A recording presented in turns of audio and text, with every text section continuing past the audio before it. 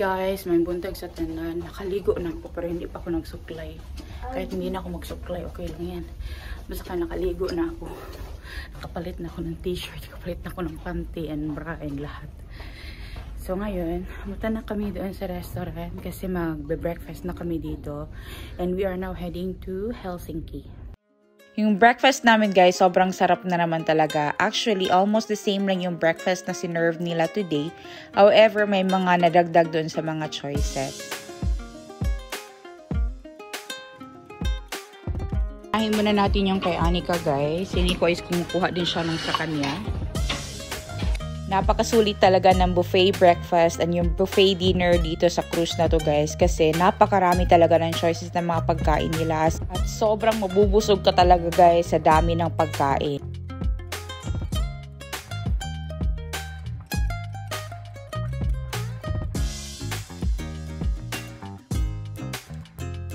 Naghihintay na lang kami guys makalabas dito sa ship.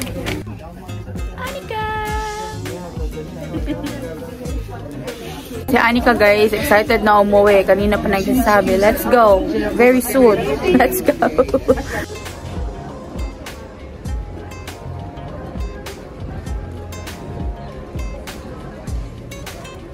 We're now in Helsinki guys.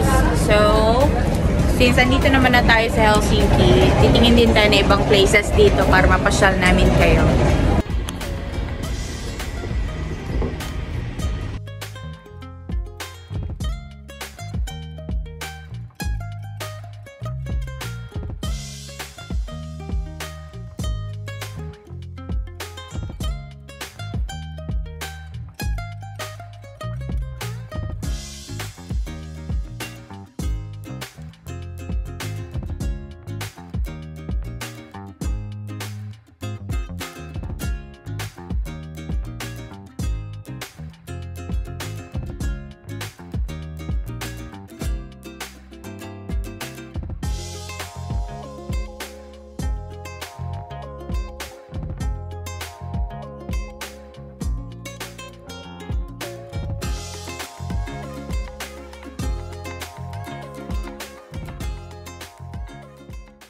Hi guys! Andito na kami ngayon sa Helsinki.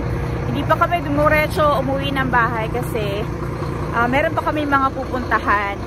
So, susulitin na namin yung oras namin dito. And merong isang lugar dito sa Helsinki na gustong-gusto puntahan ni Nico kasi kahit na-finish siya, hindi niya yun napuntahan. Kasi nga sa countryside naman siya and hindi naman kasi talaga sobrang importante. But since andito na kami, pupuntahan na namin and para makita niya kasi isa to sa mga building na interested talaga siya na makita. In Sweden when we visit look the king. Yeah? So now I can go put place back to work. In the back to work. Implement them. So you're working here? Yeah. Oh. So guys, ito yung Finnish Parliamentary House or yung Parliament House dito sa Helsinki. So lahat ng mga batas, lahat ng mga patakaran dito sa Finland is dito siya ginagawa and ina-approve.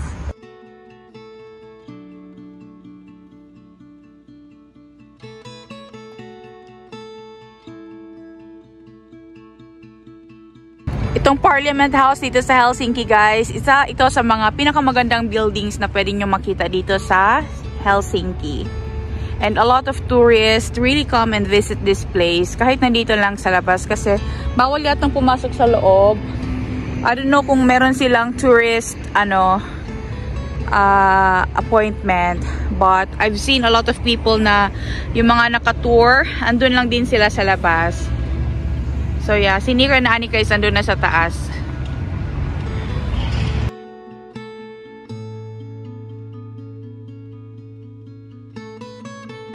Today is a flag day in Finland guys. It's Romani Day o Romani Päivä. So lahat ng official holidays dito sa Finland, meron talaga silang nilalagay na flags. Kapag may namatay naman, nasa halfway lang yung flag. But today it's really raised up and higher dun sa pinakatuktok niya because it's a flag day here in Finland because of Romani Päivä.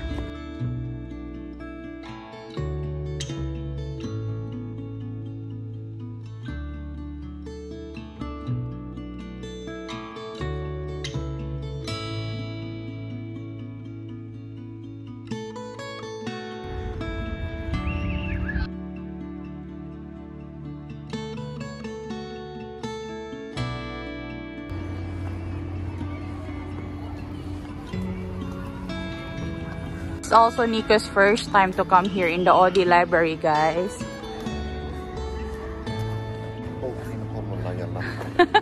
But in here, there's also books, but not a lot of books because most of them are e-books.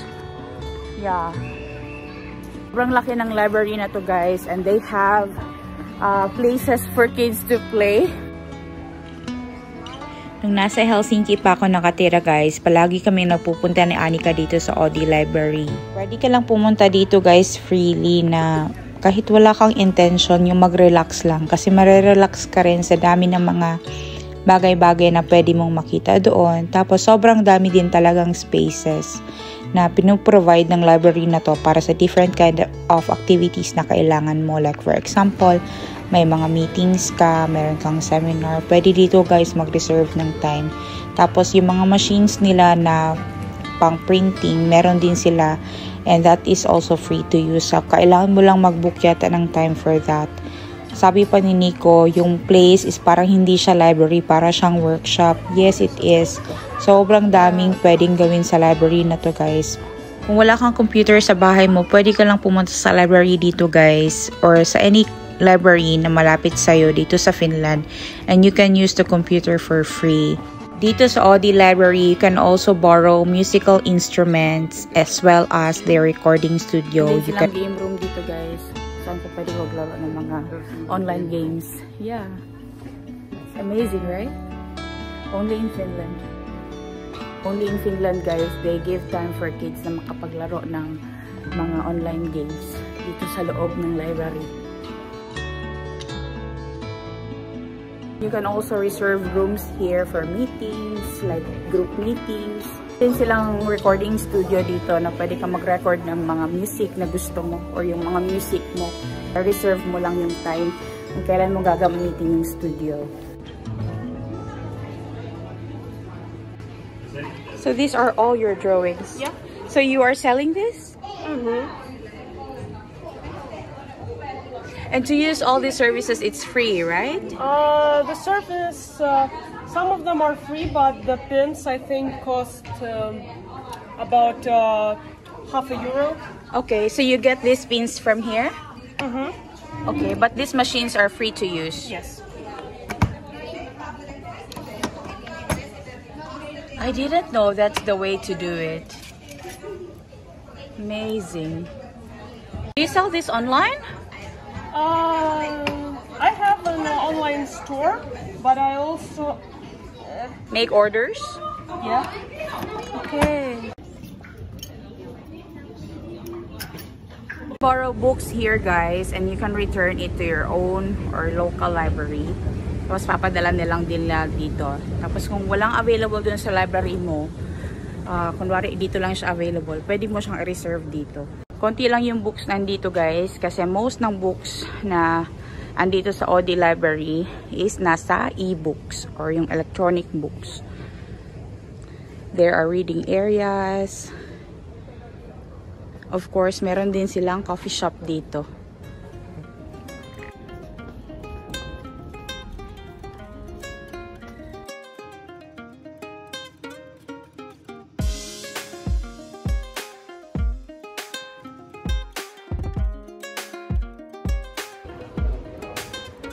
Here like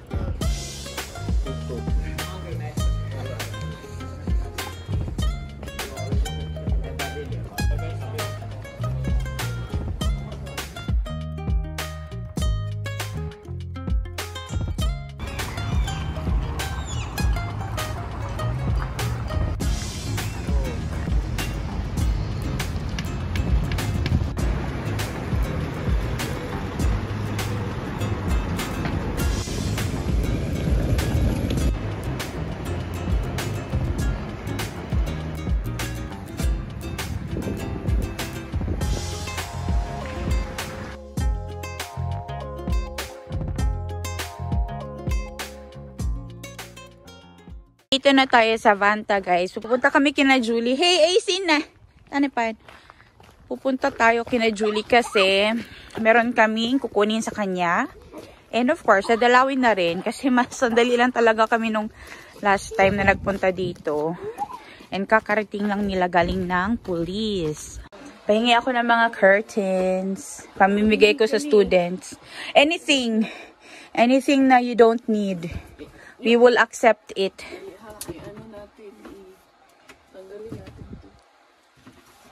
Grabe, may tiki-tiki drops pa, oh. Ako'y pharmacy dito sunod. Boarding. May pharmacy. Ngayon ako nakakita ng isopropyl alcohol. Galing ng Pinas yan. Boarding nga yun sa akin dito. Yung aking boobs na natamaan. Malaki pa naman to. Char. Dati nang malaki. Lalong lumaki. Lalong lumaki. Day, salamat, Day. Ay, sa wala, pag gani na ko nakuha. Ilaga, nag-diaper. Kulangan man yung diaper.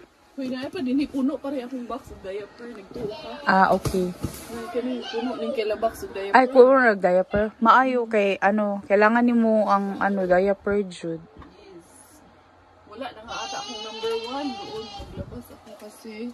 Number 2 man yan, oh.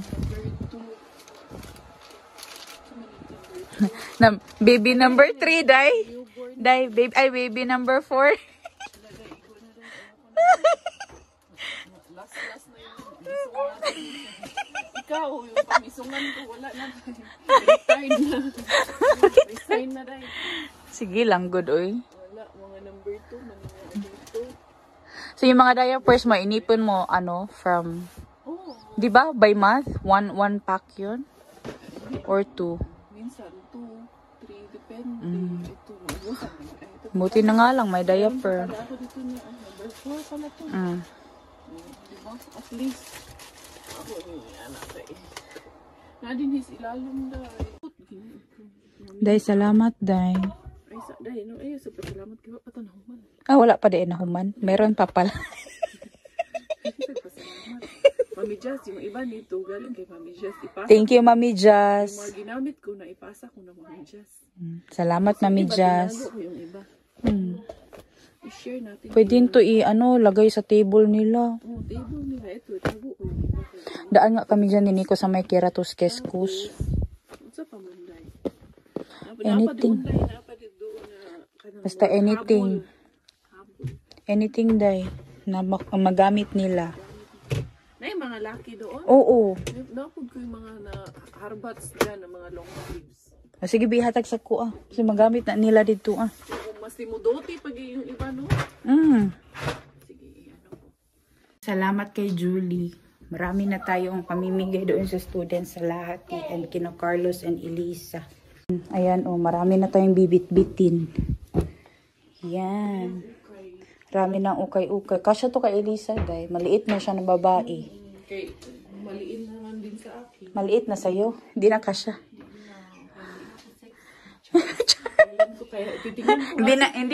Hindi na ganito? Tinititigan ko na nga lang. Ay, tinititigan mo na lang. Sabi ko na, once upon a time. Sige lang, sabihan ko si Bella na pagurin ka pa niya. So, hindi. Sabi ko na, si Bella na susuot niya. Ay, nasave mo pa yung dress na to? Andun, di ba? Ay, yung red na doon? Si Bella na lang. After 20... Maliit ko na crown after... na panalunan ko sa Bulgaria. Ay, Bella na rin yun. Tawag nito? After, 15 years. Dati, sige akong Day, sige akong na. Kanino ko kaya pamana ko? Sabi ko, swerte ng magiging asawa ng anak ko kay sila magmamana nito. Like yung girlfriend ni Kuya. Iba kong damit, pinamigay ko sa kanya. Ngayon, si Robert sabi niya, isave mo yung mga damit mo para kay Bella. Sabi ko, ha? Baka mamaya pagka siya na kay Bella, wala naman na sa uso. Oo, iba na naman ang uso. Diba? Grabe guys, dami kong bit-bit na naman. Mabigat pero hindi pagkain ang laman, 'di ba? So meron tayong mga gamit dito na mga blankets, mga table runners, placemat na tela, may jacket, damit, sapatos, iba't iba para dun sa mga students. And sino pa man na gustong kumuha nito doon. Spring na rin talaga dito sa Finland, guys. Dito kina Julie, ayan no, may tumubo na dito ng mga flowers. Sobrang ganda ng weather today. And napaka-blessed natin na nag-share si Julie ng mga gamit niya. Thank you ng marami, Day. So, bibigay ko to kay kay Eliza, kay Carlos, and yung ibang Pilipino na makilala ko doon sa Lahati para magamit nila to. Diba? Yes. Uwi na tayo ng countryside, guys. Nakapagpahinga kami dito sa kanila, nakapagkape kami and all. So, uwi na muna tayo ng countryside. Tapos, bukas ko na siguro to ibibigay kina Carlos and Eliza. Uwi na muna kami ng countryside.